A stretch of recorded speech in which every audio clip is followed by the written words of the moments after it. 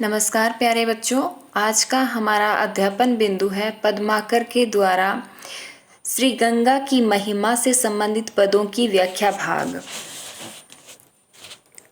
प्रस्तुत पद्यांश पद्माकर के द्वारा रचित उनकी जो गंगा के ऊपर लिखित प्रमुख रचना है गंगा लहरी, उससे अवतरित है और इस व्याख्या भाग में उन्होंने गंगा की महिमा का गुणगान किया है। पद्माकर रीति काल की रीतिबद्ध काव्य धारा के कवि थे और उन्होंने रीति की परिपाटी में बंद कर काव्य रचना की। इसके अलावा इन्होंने भक्ति संबंधी पदों की रचना की। उन्हीं भक्ति संबंधी पदों के अंदर इनकी गंगा लहरी से संबंधित पद्यांश है वो उद्धृत है। व्याख्या शुरू करने से पहले प्रसंग लिखना है हमें। प्रसंग में हम लिखेंगे प्रस्तुत काव्य पंक्तियां हमारी हिंदी की पाठ्य पुस्तक रीति काव्य में संकलित रीति काल की रीतिबद्ध काव्य धारा के प्रमुख कवि पद्माकर के द्वारा रचित उनकी गंगा भक्ति से संबंधित गंगा लहरी नामक रचना से ली गई है।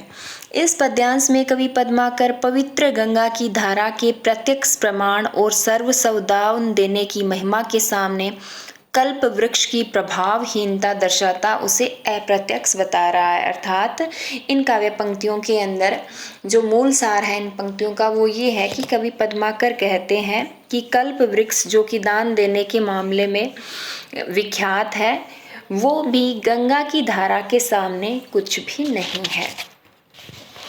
वाको जस किथु न जाग्यो पर थच पई। वाको का अर्थ होता है उसका। वाको जस कित हूँ न जाग्यो पर तच्छ पई। पर तच्छ का अर्थ क्या है? प्रत्यक्ष। व्याख्या के अंदर गंगा की महिमा का वर्णन करता हुआ कवि कहता है कि देवलोक में फलने फूलने वाले अप्रत्यक्ष कल्प वृक्ष की तुलना तीनों लोक धरती आकाश पाताल में फैली गंगा की प्रत्यक्ष निर्मलता से नहीं की जा सकती है। अर्थात वाको जस कितहु न जाग्यो पर थच पई, याको धाम धाम फैली फैली रहो जस है। यहाँ पर इन काव्य पंक्तियों में उन्होंने कल्प वृक्ष की तुलना की है गंगा से। वाको का अर्थ है उसका अर्थात कल्प वृक्ष और याको का अर्थ है इसका अर्थात गंगा। कवि कहता है कि वाको जस कितहु न जाग्यो पर तच्छ पई, कि जो कल्प वृक्ष है उसके बारे में केवल सुना जाता है कि वह देवलोक में दर्शन देता है। या को धाम धाम फैली फैली रयो जस है, लेकिन गंगा नदी का जो यश है, गंगा नदी की प्रसिद्धि है, धाम धाम का अर्थ क्या है? घर घर। इसका घर घर में यश फैला हुआ है। कल्प वृक्ष का यश है वाको जस जस यश प्रसिद्धि। कल्प वृक्ष की प्रसिद्धि है वो प्रत्यक्ष रूप से कहीं पर देखने को नहीं मिलती, लेकिन गंगा नदी की प्रत्यक्ष प्रसिद्धि घर घर में फैली हुई है। वाको सुनियो एक देवलोक में दरस होत दर्शन देना, कि उस कल्प वृक्ष के बारे में हमने सुना है कि वह केवल एक देवता लोक के अंदर दर्शन देता है। याको तो दिखात तीहूं लोक में दर्श है। तीहूं लोक तीनों लोकों में, याको गंगा, और गंगा नदी के तो तीनों लोकों में दर्शन होते हैं। ये कल्प वृक्ष वह सिर्फ देवलोक में दर्शन देता है, लेकिन गंगा नदी तीनों लोकों में दर्शन देती है। कल्प वृक्ष है उसका यश प्रत्यक्ष रूप से नहीं दिखता, लेकिन गंगा नदी का यश घर घर में फैला हुआ है। कहे पद्माकर सुदान वह मांगे देत, ये तो बिन मांगे सब देत सरबस है। सरबस का अर्थ होता है सर्व सब कुछ दे देना। पद्माकर कहते हैं सुदान वह मांगे देत, यानी कौन? कल्प वृक्ष। कवि पद्माकर कहते हैं कि कल्प वृक्ष मांगने पर दान देता है, ये तो बिन मांगे सबे देत सर्वस है, लेकिन यह गंगा तो बिना मांगे ही सर्व सब दे देती है। आछो अभिराम कहे पूर्ण सकल काम, गंगा जू को नाम काम तरु से सरस है। काम तरु का अर्थ है कल्पतरु वृक्ष। अभिराम का अर्थ होता है सुंदर। अभिराम सुंदर। आछो अभिराम कहे पूर्ण सकल काम, गंगा जू को नाम काम तरु से सरस है। कि कल्प वृक्ष के बारे में आछो अभिराम कहे पूर्ण सकल काम। कल्प वृक्ष के बारे में सुना जाता है कि वह अच्छा है, अभिराम है और संपूर्ण कार्य को संवारने वाला है। गंगा जी को नाम काम तरु से सरस है, किंतु गंगा का तो नाम लेने मात्र से ही व्यक्ति के काम पूर्ण हो जाते हैं, संवर जाते हैं। अतः गंगा अप्रत्यक्ष काम वृक्ष से भी सरस है, अभिराम है, पावन है और मोक्षदात्री है। ये इसका व्याख्या भाग है। अब हम विशेष लिखेंगे। विशेष में हम लिखेंगे नंबर 1, प्रस्तुत काव्य पंक्तियों में कल्प वृक्ष को अप्रत्यक्ष एवं मांगने पर वरदान देने वाला बताया गया है, जबकि गंगा को प्रत्यक्ष एवं बिन मांगे ही सर्वस्व देने वाली बताकर गंगा का बखान किया गया है। नंबर 2, गंगा का घर घर फैलना उसके व्यापक प्रभाव और उसकी पवित्रता का सूचक है। कवि की गंगा के प्रति समर्पित भक्ति भावना अपेक्षित लगती है। कल्प वृक्ष एवं गंगा की तुलना में तुल्योयोगिता अलंकार, कल्प वृक्ष की अपेक्षा गंगा के महत्वांकन में विशेषोक्ति अलंकार और गंगा के प्रताप वर्णन में लोकोक्ति अलंकार का प्रयोग है। साहित्यिक ब्रज भाषा का प्रयोग है, वर्णन शैली है और कवित्त छंद का प्रयोग है। अगले भाग की व्याख्या करते हैं। केंधो, केंधो तीहूं लोक की सिंगार की विशाल माल। विशाल का अर्थ होता है विशाल, माल माला, विशाल माला। तीहूं लोक तीनों लोकों की। और केंदो, केंदो शब्द जो है वो ब्रज भाषा का है जिसमें संदेह की उत्पत्ति होती है। इस शब्द का प्रयोग करने से संदेह की उत्पत्ति होती है, अथवा या तो यह वस्तु है या फिर वह वस्तु है, ऐसा हम किसी मामले में संदेह व्यक्त करते हैं, वहाँ केंदो शब्द इस्तेमाल होता है ब्रज भाषा में। इसका प्रसंग पूर्ववत रहेगा। व्याख्या करते हैं हम।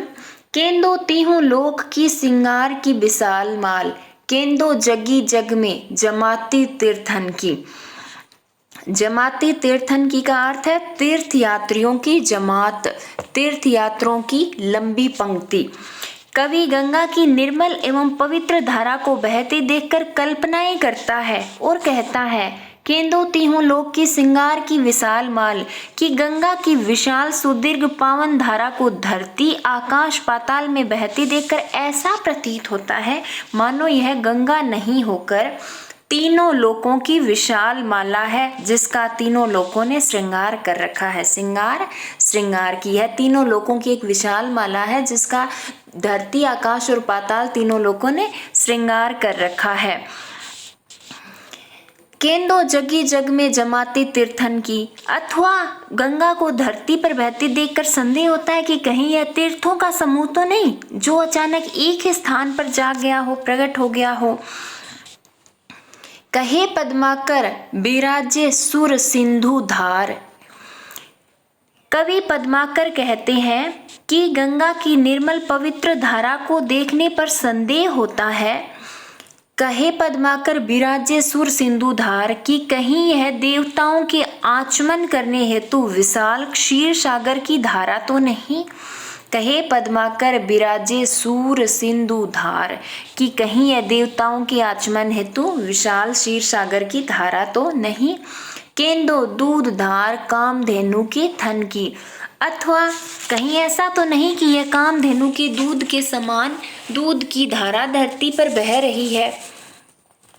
भूपति भागीरथ के जस को जुलूस केंदो, केंदो अथवा भूपति राजा धरती का राजा, भागीरथ जस प्रसिद्धि। राजा भागीरथ गंगा को धरती पर लाए थे, तो कहीं भूपति भागीरथ के जस को जुलूस केंदो, की कहीं यह राजा भागीरथ की विजय का और उनके यश का जुलूस तो नहीं है। प्रगति तपस्या केंदो पूरी जनहु जन की, जन जन की, जनहु जन की का अर्थ क्या है, जन जन की। जन जन की कठिन तपस्या से प्रगटी गंगा साक्षात तपस्या बनकर तो धरती पर नहीं आ गई है। कवि की कल्पना है, केंदो कछु राखे राका पति सो इलाका भारी। राकापति, राकापति कौन होता है, चंद्रमा। कवि की कल्पना है, केंदो कछु राखे राकापति सो इलाका भारी। कवि की कल्पना है कि गंगा अपनी उज्जवल धारा के साथ चंद्रमा की भांति विशालता रखती है, अतः कहीं यह चंद्रमा ही तो नहीं, भूमि की शलाका की पताका पुण्य गण की। सत्य कहा जाए तो गंगा भूमि की शलाका और पुण्य आत्माओं सज्जनों की कीर्ति फैलाने वाली पताका है जो भारत की धरती पर फहरा रही है। ये इसका व्याख्या भाग है। अब हम इसका विशेष लिखते हैं। विशेष में हम लिखेंगे, गंगा से संबंधित अनेक प्रकार की कल्पनाएं, जैसे तीनों लोकों का श्रृंगार, जमाती तीर्थन की, बिराजे सुर सिंधु धार, दूध धार कामधेनु के थन की, भागीरथ के जस को जुलूस, प्रगति तपस्या, भूमि की शलाका इत्यादि कवि के लोक विश्वासों और पुराण ग्रंथों के विश्वास की सूचना देती है। नंबर 2, गंगा के प्रति कवि की भक्ति भावना द्रष्टव्य है। भक्ति रस की आकर्षक योजना हुई है। ब्रज भाषा में तत्सम शब्दों का सार्थक और संदर्भित प्रयोग हुआ है। मन हरण कवित छंद है, संदेह अलंकार है, वर्णन और प्रबोधन शैली है। अगले भाग की व्याख्या करते हैं हम। जम को न जोर जब पापिन पे चलियो तब, जम यमराज मृत्यु का दूत। प्रसंग पूर्ववत रहेगा, हम व्याख्या करते हैं इसकी। जम को न जोर जब पापिन पे चलियो तब, हाथ जोरी गंगा जू सो चुगली करे खरे खरे खड़े होकर। गंगा जू माता गंगा से चुगली कर रहे हैं, हाथ जोरी हाथ जोड़कर। कवि कहता है कि जम को न जोर जब पापिन पे चलियो, कि यमराज का जब किसी पापी के ऊपर अपना जोर नहीं चला, किसी भी पापी के ऊपर यमराज का जब वश नहीं चला, तो वह यमदूत जो है वह गंगा के पास खड़ा होकर अपने दोनों हाथ जोड़कर गंगा से चुगली खा रहा है। वह कहता है, बड़ेन पे ढरो पे ना ढरो देखी तुच्छन पे, कि तुम बड़े सज्जनों पर कृपा किया करो, बड़ेन पे ढरो पे ना ढरो देखी तुच्छन पे। तुच्छन पे कि तुम जो बड़े मनुष्य हैं, सज्जन मनुष्य हैं, बड़ेन का अर्थ है सज्जन मनुष्य और तुच्छन का अर्थ है दुर्जन मनुष्य, कि तुम सज्जन मनुष्य पे कल्याण करती हो, सज्जन मनुष्य पर कृपा करती हो, वह अच्छी बात है, लेकिन तुच्छ एवं पापी लोगों पर अपनी कृपा ना करो। ना ढरो देखी तुच्छन पे, कहे पद्माकर सुनावद हरे हरे। गंगा के किनारे खड़े खड़े ही पापी सज्जन सभी हरे हरे पुकारते हैं, जिससे गंगा हरण करो, गंगा हरण करो समझकर सभी का कल्याण कर देती है और उन्हें पापों एवं बंधनों से मुक्त कर देती है। बड़ेन पे ढरे बड़ी पाइये बड़ाई देखो। यमदूत गंगा किनारे खड़ा होकर चुगली करता हुआ कह रहा है कि हे गंगा, बड़ेन पे ढरे सज्जन मनुष्यों पे कृपा करना, कि यदि तुम सज्जन मनुष्यों पे कृपा करती हो तो बड़ी पाइये बड़ाई देखो, बड़ाई प्रशंसा। तो ये तुम्हारे जो, अगर तुम बड़े सज्जन मनुष्यों के ऊपर कृपा करती हो तो ये सज्जन मनुष्य तुम्हारी महिमा और भी फैलाएंगे, तुम्हारी प्रशंसा किया करेंगे, तुम्हें अपने सिर पे धारेंगे। इस पे ढरी तो तुम्हें इस शीश पे ढरो। इसके विपरीत हे गंगा मैया, यदि तुम पापी लोभी क्रोधी को भी नारायण जैसा पवित्र रूप दे देती हो तो यह बहुत बुरा है। तुच्छ तुम्हें तुच्छ करी पायन तरे धरे। जो दुर्जन मनुष्य है वो तुम्हें अपने पैरों के नीचे रखकर दुर्जन बना देते हैं, कि जो यमराज है वो खड़ा खड़ा गंगा से चुगली खा रहा है कि बड़ेन पे ढरो पे ना डरो देखी तुच्छन पे, कि तुम बड़े लोगों पर सज्जन मनुष्यों पर कृपा करा करो लेकिन दुर्जन मनुष्यों पे अपनी कृपा मत करो, क्योंकि ये तुम्हारे किनारे खड़े होकर हरे हरे का उच्चारण करते हैं लेकिन तुम समझ लेती हो हरण करो और उन पर कृपा कर देती हो। बड़ेन पे ढरे बड़ी पाइये बड़ाई देखो, कि यदि तुम बड़े लोगों पर कृपा करती हो तो वो तुम्हारी बड़ी प्रशंसा करते हैं। इस पे ढरी तो तुम्हें इस शीश पे ढरे। यदि तुम उन्हें अपने सिर पर धारण करती हो तो वो भी तुम्हें अपने सिर पर धारण करके तुम्हारा यश संसार भर में फैलाते हैं। तुच्छन को देती जैसो नारायण रूप तैसो, लेकिन तुम दुर्जन मनुष्यों के ऊपर भी कृपा करके उन्हें नारायण जैसा रूप दे देती हो। तुच्छ तुम्हें तुच्छ करी पायन तरे धरे, लेकिन दुर्जन मनुष्य तुच्छ साबित कर देते हैं, क्योंकि वो तुम्हें अपने पैरों के नीचे रखते हैं। करी पायन तरे धरे, कि वो तुम्हें अपने पैरों के नीचे रख देते हैं। ये इसकी व्याख्या है। अब हम इसका विशेष लिखेंगे। विशेष में हमें लिखना है, संपूर्ण पद में प्रत्यक्ष और परोक्ष रूप से गंगा की उद्धारक क्षमता का गुणगान हुआ है। नंबर 2, यमदूत के द्वारा गंगा को उपदेश देना मधुर हास्य रस की सृष्टि करता है। भक्ति रस एवं हास्य रस का सुंदर समायोजन इन काव्य पंक्तियों में देखने को मिलता है। प्रशंसा के बहाने निंदा और निंदा के बहाने गंगा की प्रशंसा होने से व्यास स्तुति अलंकार पूरे पद में विद्यमान है। साहित्यिक ब्रज भाषा का प्रयोग है, माधुर्य गुण है, लक्षणा शब्द शक्ति का प्रयोग है, वर्णन शैली और कवित छंद का विधान है। अगले भाग की व्याख्या करते हैं। आस करी आयो हूँ तो मैया पास, रावरे मैं रावरे तुम्हारे पास। आस करी आशा धारण करके। प्रस्तुत काव्य पंक्तियों में कवि पद्माकर गंगा के पतित्व धारक रूप का प्रकाश डालते हुए कह रहे हैं कि आस करी आयो हूँ तो मैया पास, रावरे मैं, कि हे माता, मैं अपने हृदय में यह आशा लेकर तुम्हारे किनारे तक आया था कि गाढ़ हूँ के पास दुख दूरी बूटी बूटेंगे।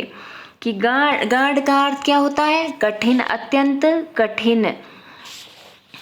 कि मैं तुम्हारे पास इतनी दूर आस करी आयो हूँ तो मैया पास, रावरे मैं, कि मैं तुम्हारे पास चलकर इसी आशा में आया हूँ कि तुम मेरी पीड़ा को दूर कर दोगी। गाढ़ हूँ के पास दुख दूरी बूटी बूटेंगे। बूटी बूटेंगे का अर्थ होता है टुकड़े टुकड़े होकर बिखर जाना। कि गाढ़ हूँ के पास दुख दूरी बूटी बूटेंगे, कि मैं तुम्हारे पास यह आशा लेकर आया था कि तुम मेरी अत्यंत पीड़ादायी जो तकलीफ है उसको तुम दूर कर दोगी और वह बिखर बिखर कर दूर हो जाएगा। कहे पद्माकर कुरोग से संघाती तेऊ। संघाती का अर्थ क्या होता है? बुरा संघात। और कुरोग का अर्थ क्या होता है? कुष्ठ रोग, बुरा रोग।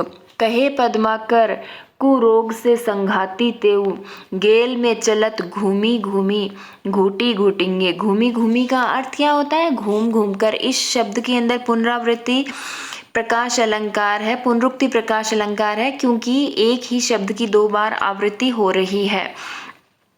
कवि कहता है, कहे पद्माकर कुरोग से संघाती तेऊ, कि हे माता, मुझे मेरे कुरोग, जो मेरा बुरा रोग है, जो जिसने मेरे ऊपर बुरा आघात कर रखा है, उसका उद्धार करो, उसको दूर करो। गैल में चलत घूमी घूमी घूटी घूटेंगे, क्योंकि मैं रास्ते में चलते चलते घूमते हुए, घूटी घूटेंगे घूमते हुए बड़ी मुश्किल से तुम्हारे किनारे पर पहुंचा हूँ। वह इसलिए इतनी मुश्किल से मैं तुम्हारे पास आया हूँ कि मेरा रोग है वो घुट घुट कर मर जाएगा। घुटी घुटेंगे घुट घुट कर मर जाना। घूमी घूमी घूम घूम कर आया हूँ। गैल में चलत, रास्ते में चलकर घूम घूम कर आया हूँ ताकि मेरा रोग है वो घुट जाएगा। दगादार दोष दिन है, दारिद बिलाई गए। दारिद का अर्थ होता है गरीब लोग या दरिद्रता जिनके पास रहती है वो, और दगादार विश्वासघाती लोग। दगादार दोष दिन है, दारिद बिलाई गए, कि हे माता, आपने पहले भी, दगादार दोष दिन है कि आपने पहले भी विश्वासघात करने वालों का दोष सहा है। दारिद बिलाई गए, भले ही तुमने उनकी दरिद्रता मिटा दी हो, लेकिन फिकिर के फंद बिन छारे छूटी छूटेंगे। लेकिन मेरी चिंता के मोह पाश बिना छुड़ाए ही तुम मुझे मेरे रोग से मुक्ति प्रदान कर दो, ऐसी मुझे आशा है। क्योंकि मैंने तुम्हारे साथ कोई दोषारोपण और विश्वासघात नहीं किया, इसलिए मेरी चिंता के मोह पाश छुड़वाकर मेरे दुखों को दूर कर दो। लो जो आऊं आऊं तेरे तीर पर गंगा। तीर का अर्थ क्या होता है? किनारा, तेरे किनारे पर। लो जो आऊं तेरे तीर पर गंगा, तो लो बीच ही मेरे पाप पुंज लूटी लूटेंगे। पाप पुंज पापों का समूह जो पाप किया है। तो लूँ का अर्थ क्या होता है? तब तक कि हे माता गंगा, जब तक मैं तुम्हारे द्वार पर आऊं, तुम्हारे किनारे पर आऊं और गंगा स्नान करूं, तब तक तुम्हारे प्रताप पुण्य से मेरे पाप पुंज बीच रास्ते में ही लुट गए, दूर हो गए। कि मैं जब तक तुम्हारे किनारे पर आया तब तक तुम्हारे प्रताप से मेरे पापों का जो समूह था, जो मैंने पाप किया था, वो अपने आप ही दूर हो गए, लुट गए, बिखर गए। ये इसका व्याख्या भाग है। अब हम विशेष लिखते हैं। इसका विशेष में हमें लिखना है नंबर 1, गंगा स्नान सब कष्टों, पापों एवं रोगों का हरण कर लेता है। यह लोक विश्वास उभर कर सामने आया है। पद्माकर की गंगा स्नान एवं गंगा में अटूट श्रद्धा और भक्ति भावना व्यक्त होती है। यह सत्य भी उजागर हुआ है कि पद्माकर ने कुष्ठ रोग से मुक्ति के लिए गंगा लहरी की रचना की थी। संपूर्ण पद में अनुप्रास अलंकार की छटा दर्शनीय है। घूमी घूमी और आऊं आऊं शब्दों में पुनरुक्ति प्रकाश अलंकार है। मन हरण कवित छंद में यह पद्यांश लिखा गया है। वर्णन और प्रबोधन शैली का प्रयोग है। लक्षणा और व्यंजना शब्द शक्तियों का प्रयोग किया गया है। ये इसकी व्याख्या भाग है। अब हम अपनी अगली वीडियो में इसके अगले भाग की व्याख्या करेंगे। धन्यवाद।